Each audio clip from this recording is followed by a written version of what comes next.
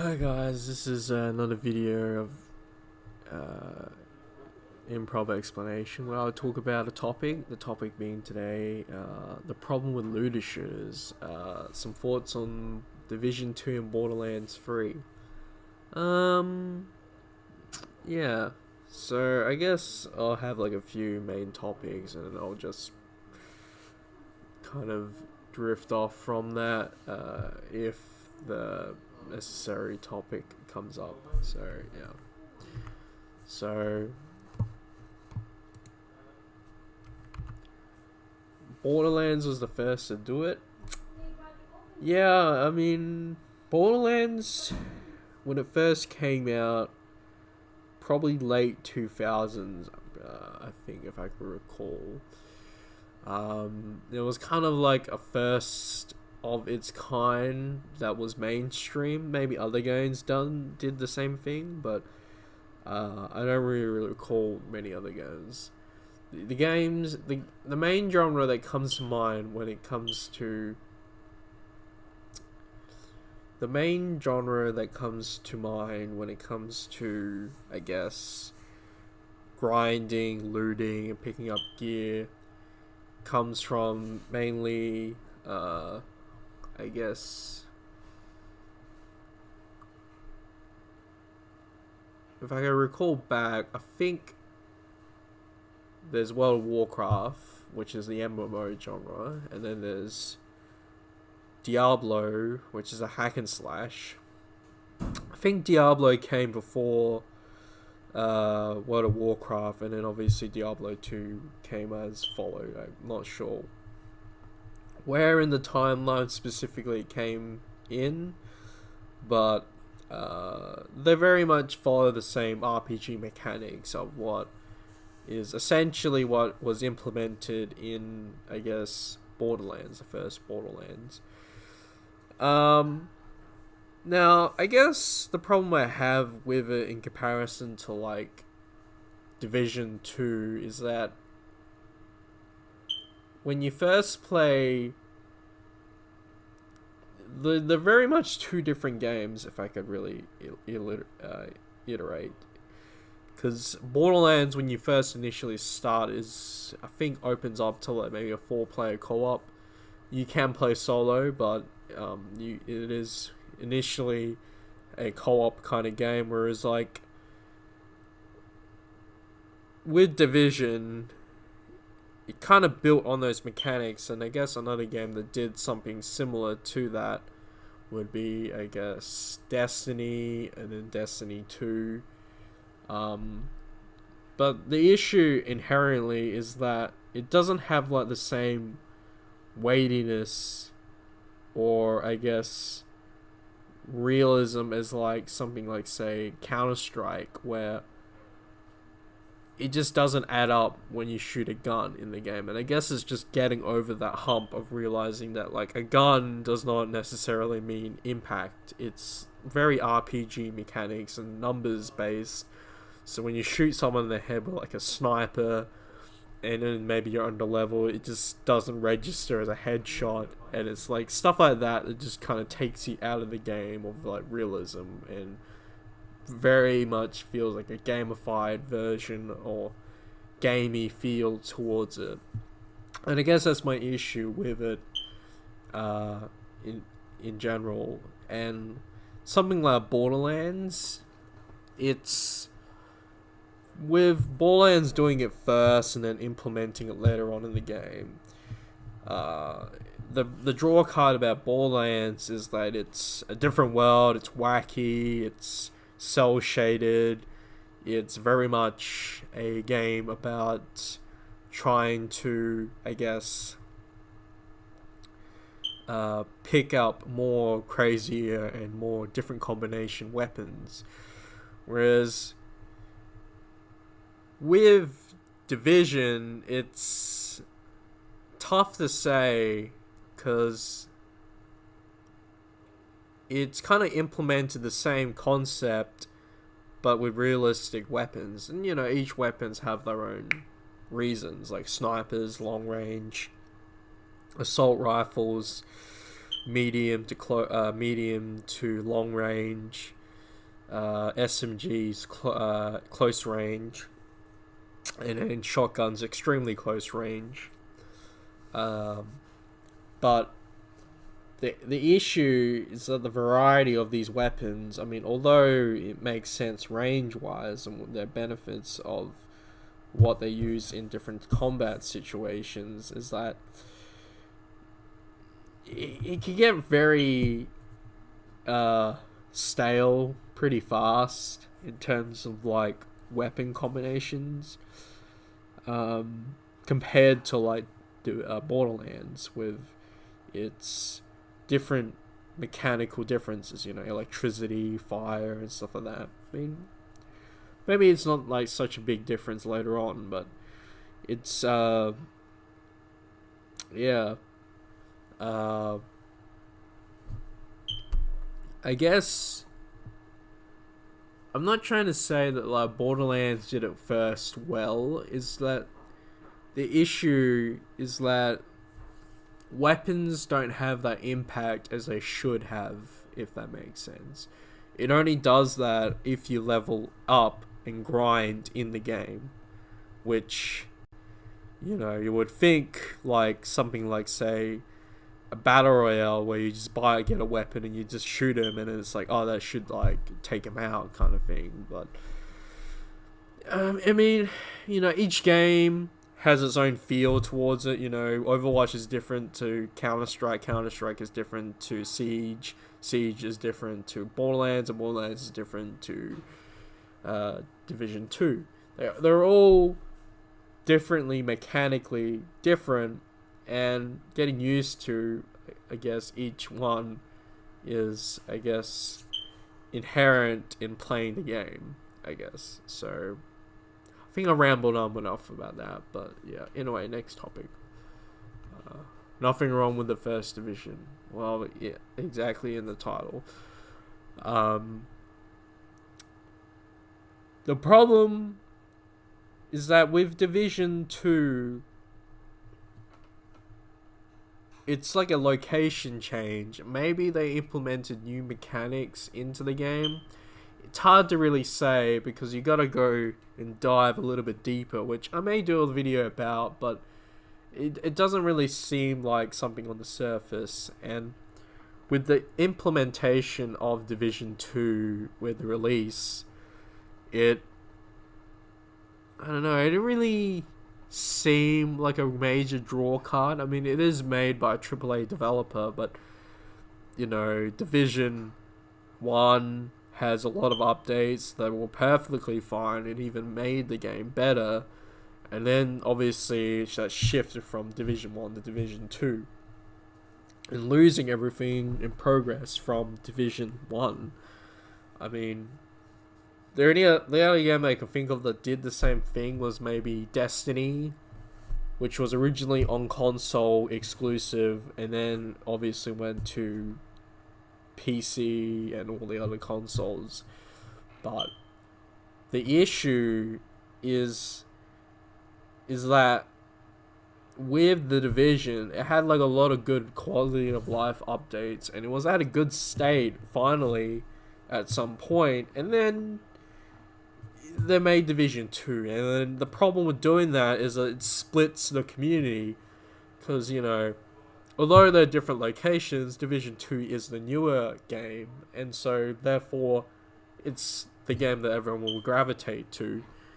And obviously with Division 2 getting constant new updates and Planet coming out this year, it looks like the game that's you would have to follow if you want to stay relevant.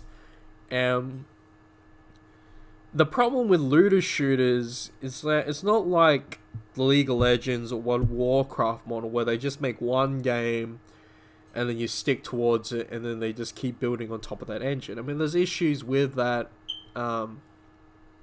model within itself, but the main issue is that with Division, it may 3-5 years, good time frame to get into the game if you started from the start, but like later down the track you'll have this issue of oh, there's going to be another division, and then you have to restart everything, you know.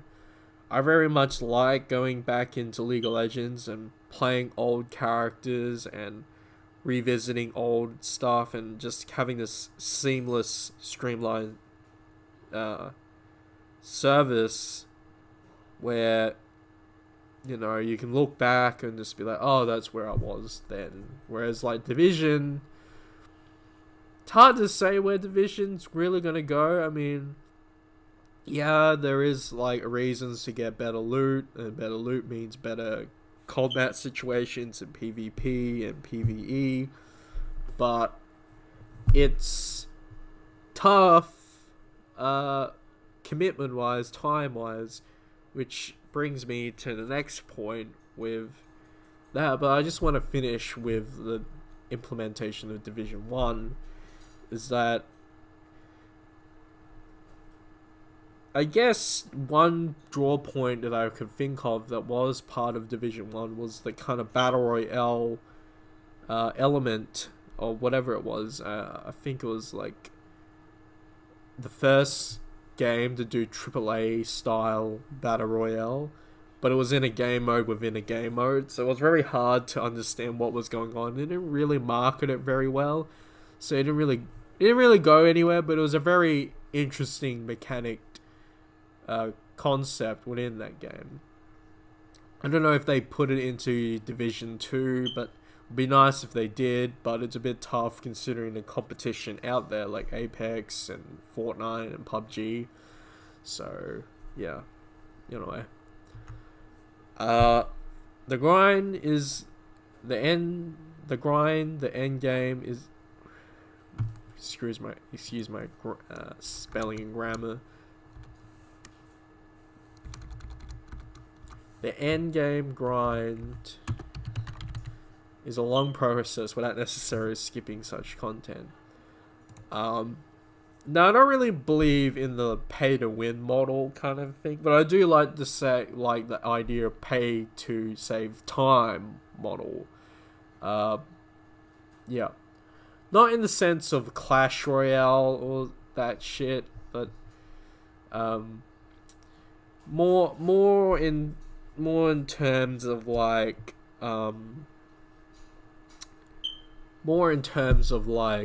you know, League of Legends, where you buy a character to do more, or Warframe to buy weapons to, guess, skip the grinding. And I don't know about Division. Maybe they do have like a model to, I guess, get better weapons for maybe a third mediated currency, but it wouldn't surprise me if they did do that. But as far as I'm aware, maybe they do have like a XP booster kind of thing, but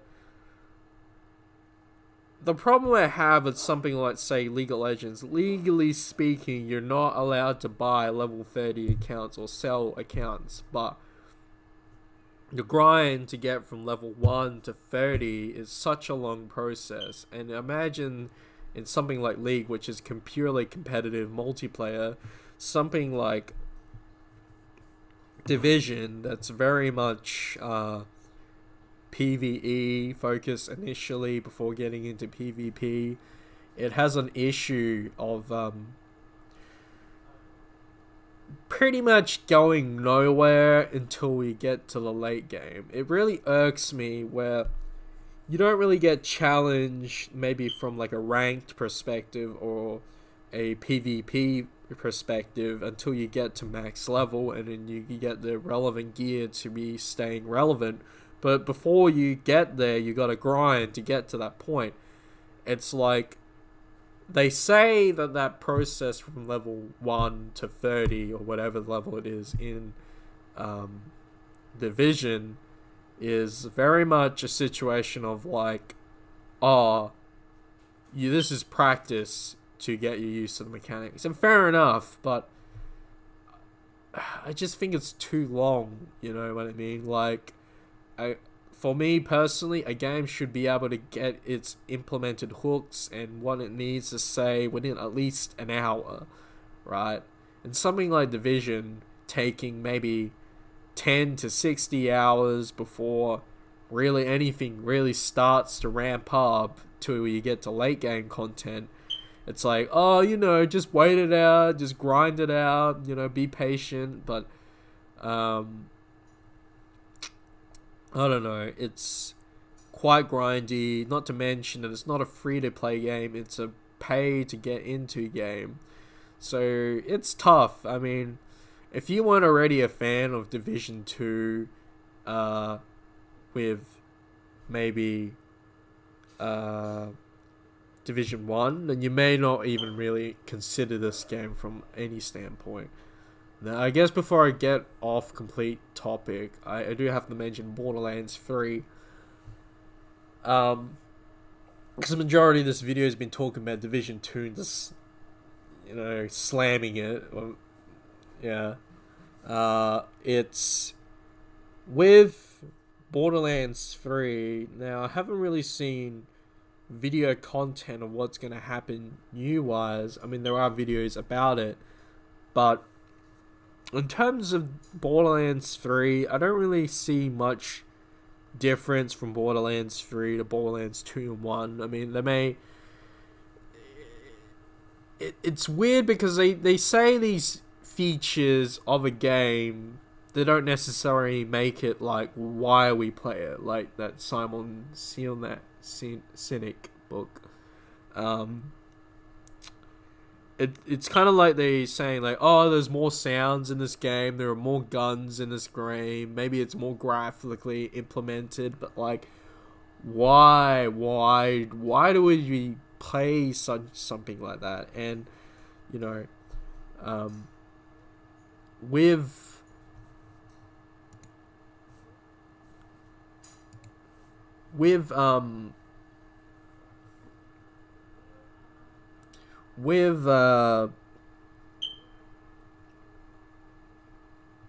Borderlands, it's very much a process of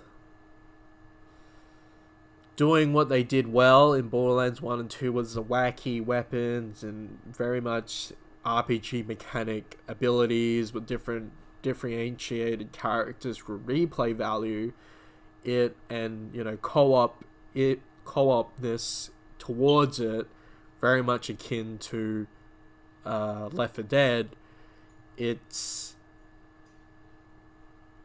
really depends on what happens when the game comes out. It's hard to say, even with like the release videos of gameplay of it and the release date being, I don't know when it is, maybe this year, maybe next year. It's a bit far away to really say where it's going. I mean, considering they had the release videos maybe this year, but we'll see. But yeah, in a way, think that's about it for this video. Just some thoughts and personal opinions about the state of Division 2 and Borderlands 3 and looter shooters, but I don't really talk about the concept of looter shooters enough, but I might do that in another video. Maybe make this like a part 1 and maybe a part 2, but we'll see. I'll see you in the next video and see what happens. Cool. Right.